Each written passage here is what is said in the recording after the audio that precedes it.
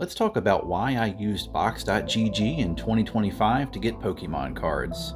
I built up a collection of well over $80,000 of Pokemon cards in the last few years, largely from opening digital Pokemon mystery boxes on box.gg. Full disclosure, I'm also sponsored by Boxed, but before you click away or drop hate nukes in my comments section, go watch this video. I'll tell you all about the how and why of that sponsorship. Feel free to go watch that one and come back to this one. I made that video to help people understand my story and clear up misconceptions about Boxed that show up in my comments all the time. A bit of a spoiler here, the reasons I used Boxed for Pokemon cards in 2025 are pretty much the same as why I started using it in 2023, aka before my sponsorship started. Nothing has really changed for me except that Boxed has added more features to the site. I still spend a ton of my own money on there as well. Let's just say I like shiny cardboard a little bit too much. So let's get right into the reasons I use Boxed. Number one is not just a reason I use Boxed for Pokemon cards, it's actually the reason I started using Boxed. Scalpers and resellers are inflating the market and clearing out stores, where I can't even buy an MSRP pack of the current set. When I got back into Pokemon in general, I wanted to open Evolving Skies and lots of Sword and Shield sets, Fusion Strike, Crown Zenith, etc. Oh yes, I wanted that sweet Moonbryon. But even in my backwoods redneck southern region, the Walmarts, Target, and GameStop were all regularly wiped out of any desirable packs. I also made the mistake of buying Evolving Skies packs at market price. I did this once for an early video on the channel. I got wrecked. I pulled pretty much garbage. I'm guessing the packs were from a breaker who opened a case and just opened until they got a good hit, and then they sold the rest like a complete scumbag at market price. So buying packs right now kinda sucks for everyone if you can even find them. Don't get me wrong, I really want to open Prismatic Evolutions and Destined Rivals, but I legit don't want to get in a fight with someone in Target over it. The juice just ain't worth the squeeze right now. Last week Destined Rivals came out. I walked into my local super rural country Walmart again, just to see if I could snag a few packs to open for fun. There was a scalper literally standing waiting for MJ Holdings to show up and stock them. He was just standing there on his phone, just waiting to pounce. I live in the middle of nowhere. Why? Just why? There was also not a single pack of Pokemon anything on the shelf. Absolutely nothing. So I just got me some popcorn chicken and a Dr. Pepper and left. So that little story right there pretty much sums up why I use Boxed now.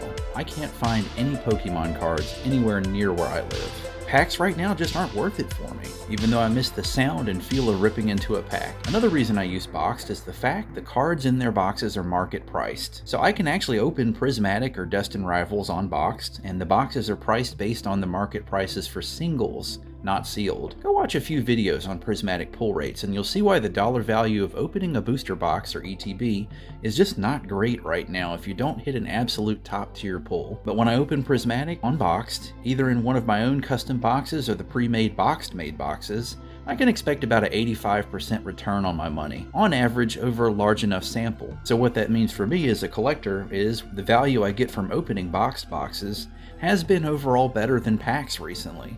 The prices for packs has just been scalped too high to justify the smallest chance of me hitting a card I actually want. I do still have to be smart on how I use my collecting dollars, or gems on Boxed, and choose boxes with good hit chances, within a budget and a price point where I can open enough of them to land decent hits. But as much as I love opening physical packs, the maths just aren't mathing right now. So for me, more Boxed it is until things cool off in the sealed market.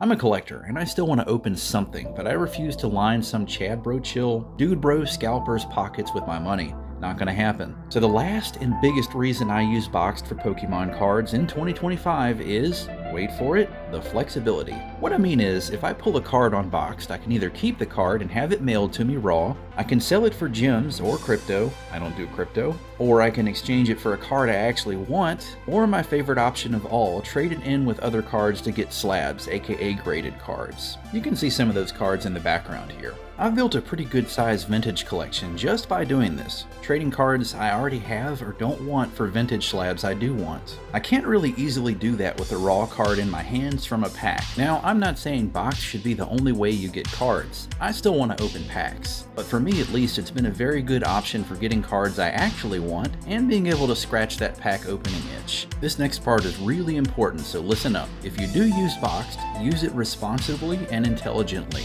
Trust me on this. Don't treat Boxed like a Pokemon card slot machine. The ability to sell pulls and open more boxes is really what gets people into trouble. I recommend most people set a budget for boxed openings just like you would with packs and stick to it. Also take time to figure out which boxes are best for you and your budget range based on pull rates and box prices. It can be a little tricky, but you'll get the hang of it. If you're smart about using it, boxed can be great. I have a ton of educational content on this channel about how to get the most from box.gg and also how to get free gems for opening boxes. Check all of that stuff out, it will save you a lot of headaches. So in my opinion, where does box fit into all the ways you can collect TCGs? Well, I think it fits somewhere between opening packs and buying singles in terms of risk and fun factor. Obviously, if you just want to buy a collection and get cards, buying singles is your best bet. You pay market value, you get cards. But this is not really that much fun for me. I like to open stuff. Boxed is between packs and singles to me because I can still open something, aka a digital mystery box, but I also don't have to do battle with scalpers in person to get my cards. Packs will always be near and dear to my heart, but until I can actually find them at a decent price to open, it's pretty much all boxed for me. It's just not practical for me to buy packs. Now everyone's situation is different, of course. Do what works best for you. I hope this video helps, folks, and drop a comment if you have questions. Make sure you hit that subscribe button too, because I do box gem giveaways on the channel. I just gave away 20,000 gems. Take care everyone, and I'll see you next time.